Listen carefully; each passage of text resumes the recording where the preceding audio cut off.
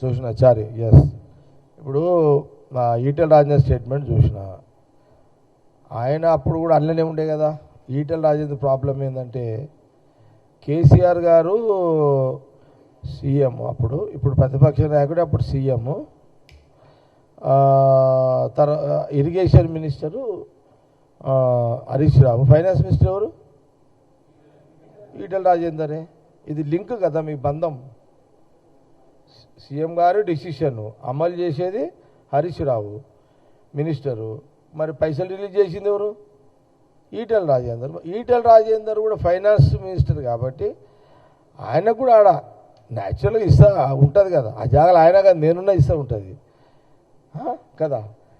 ఇక ఇస్తా ఉన్నది కాబట్టి ఇస్తాదారుడిగా పాపం వాళ్ళని బచాయించాలని ఈటెల రాజేందర్ గారు తాపత్రయపడుతున్నారు. ఇక అందుకే ముఖ్యమంత్రి గారి మీద రాళ్ళు చేసే కార్యక్రమం చేస్తున్నాడు ఈటెల రాజేందర్. ఓకే చెయ్యి, ఇక తప్పదు, కొంత ముట్టినప్పుడు కొంత బాధ్యత తీసుకోవాలి. ఓకే, ఓ పని చేద్దాము. ఈటెల రాజేందర్ గారు ముఖ్యమంత్రి గారు మరి యాజ్ ఏ సీఎంగా రేవంత్ రెడ్డి గారు, ఉత్తమ్ రెడ్డి గారు రెడీ ఉన్నారు కదా. నువ్వు బీజేపీలో కీలక ఎంపీవి, కేసీఆర్ గారు మనం పాతోళ్ళమే. ఓకే, అర్థమైంది కదా, పాతోళ్ళమే. ఫైనాన్స్ మినిస్టర్ ఉంటేవి, మరి నువ్వే సెంట్రల్ ఇరిగేషన్ మినిస్టర్తో మాట్లాడి అటు కేసీఆర్ గారిని, ఇటు హరీష్ రావు గారిని, ఇటు ముఖ్యమంత్రి రేవంత్ రెడ్డి గారు రెడీ ఉన్నారు, ఇటు ఉత్తమ్ రెడ్డి గారు రెడీ ఉన్నారు కాబట్టి నువ్వే లీడ్ చేసి ఢిల్లీలో సెంట్రల్ మినిస్టర్ గారితో మాట్లాడి, ఇరిగేషన్ మాట్లాడి, ఒక మీటింగ్ నేషనల్ డే సేఫ్టీ అధికారులతోటి సెంట్రల్ మినిస్టర్ దగ్గర ఒక మీటింగ్ ఏర్పాటు చేయి. మినిస్టర్ సమక్షంలో లెటర్ రాయండి, ఒక లెటర్ రాయండి, అది చేయి. మరి ఈ బ్రేక్ అయిపోతుంది కదా.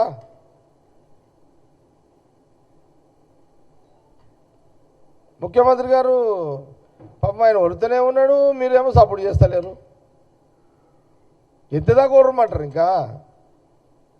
ఇదంతా ఈటెల రాజేందర్ గారు మీరు కూడా ఈ పని చేస్తే బాగుంటుంది, చేయండి ఇక మీరు. ఎందుకంటే మీదే కదా గవర్నమెంట్, నీకు కూడా రెస్పాన్స్ ఉంది కదా. కరీంనగర్ ఇప్పుడు ఎంపీ ఎక్కడ మన ఏది కదా. ఓకే సరే, నువ్వు బీజేపీ ఎంపీవి, ఎట్లయితే ముందు బీజేపీ ఎంపీవి, అది ఫైనాన్స్ మినిస్టర్ ఉన్నప్పుడు అక్కడి నుంచే ఉంటాయి. కాబట్టి బెటర్ ఏంటంటే ఇప్పుడు మీ బీజేపీ కీ ఎంపీవి కాబట్టి మీరు బెటర్ ఇది ఈ కోఆర్డినేషన్ చేయండి. ఇప్పుడు ముఖ్యమంత్రి గారు రెడీ ఉన్నారు, మా మినిస్టర్ గారు రెడీ ఉన్నారు, వాళ్ళని రెడీ చేయండి. అక్కడ కేసీఆర్ గారిని హరీష్ రావు రెడీ చేయండి. మీరు ఎట్లా ఫోన్లలో మాట్లాడుకుంటారు కదా, రెడీ చేసి ఢిల్లీకి లెటర్ రాసేసేయండి. అది కూడా ఒక సొల్యూషన్ దొరుకుతుంది. ఇక ఈ టీవీలలో ముందు మాట్లాడు బంద్ చేసేయండి. ఇక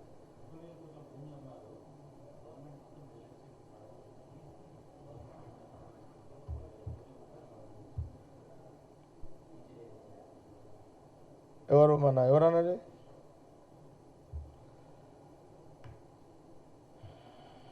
ఇప్పుడు ఫస్ట్ మీరు రాష్ట్రాన్ని అప్పులపాలు చేసింది మీరు. ఏం చేయాలో అర్థం కాక నెత్తి వాళ్ళ కొట్టుకుంటుంది మేము. అయ్యా అప్పులు చేసే కొడుకు నెత్తి వాళ్ళ కొట్టుకున్నట్టు ఉంది ఇక్కడ కథ కదా. అయ్యా అసలు చేస్తే కొడుకు ఏమన్నా ఇల్లు చదువుతాడు, కానీ అయ్యా అప్పులు చేసిపోతే కొడుకు ఏం చేయాలి? అటు అప్పులు కట్టాలి, ఇటు ఇల్లు సంసారం చేయాలి కదా. ఇప్పుడు ముఖ్యమంత్రి గారు రేవంత్ రెడ్డి గారు రెండు బాధ్యతలు ఉన్నాయి. కేసీఆర్ గారు చేసిన అప్పుకి మిత్తి కట్టాలి, కేసీఆర్ చేసిన అప్పుకు కొంతన్న అసలు కొట్టాలి, ఇక్కడ పథకాలు అమలు చేయాలి, పాలన చేయాలి, ప్రభుత్వాన్ని నడపాలి. అప్పుడేముండే సింగిల్ ఏజెండా ఉండే, అప్పులు చేయాలి, సంసారం నడపాలి. ఇప్పుడు వీడేముంది ముఖ్యమంత్రి రేవంత్ రెడ్డికి ఇటు అప్పులను సంపాదించాలి, కొంత మిత్తి కట్టాలి, పాలన చేయాలి. బాధ్యతలు ఎక్కువైనాయి ఇక్కడ.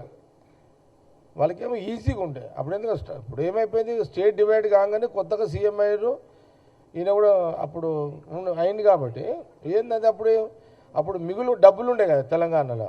అసలు పోయి అంటే మనం లాభాల్లో ఉన్న తెలంగాణ డబ్బులు అయిపోయినాయి, ప్లస్ మళ్ళీ ఇక్కడ 4 లక్షలు 10 నెలలు 4 లక్షల కోట్ల అప్పులు చేశారు. తక్కువ సంవత్సరానికి అది కరెక్టా రాక లెక్క ఈ మనోళ్ళు ఎవరు చెప్తున్నారు, సంవత్సరానికి 24,000 కోట్ల ఇంట్రెస్ట్ కడుతున్నట. సంవత్సరానికి 24,000 కోట్లు ఇంట్రెస్ట్ కడుతున్నారు. ఎవరిది? కేసీఆర్ గారు చేసిన 4 లక్షల కోట్ల అప్పుకి ఇప్పుడు ఈ కాంగ్రెస్ గవర్నమెంట్ ఇప్పుడు సంవత్సరానికి 24,000 కోట్ల అప్పు కడుతున్నారు, ఆ ఇంట్రెస్ట్ కడుతున్నారు. ఇది పరిస్థితి. కాబట్టి సరే, ఇక ఇవన్నీ ఇక జరిగిపోయినాయి, ఎన్ని అనుకున్న లాభం లేదు. కానీ జిమ్మెదారులు డబల్ త్రిబల్ అయిపోయినాయి. కాబట్టి మా పరంగా మేము కరెక్టే ఉన్నాము అని తెలియజేస్తున్నాము. తెలంగాణ ప్రజలు కూడా అర్థమవుతుంది, వాళ్ళు కూడా అర్థం చేసుకుంటారు అనే విషయాన్ని కూడా తెలియజేస్తున్నాం.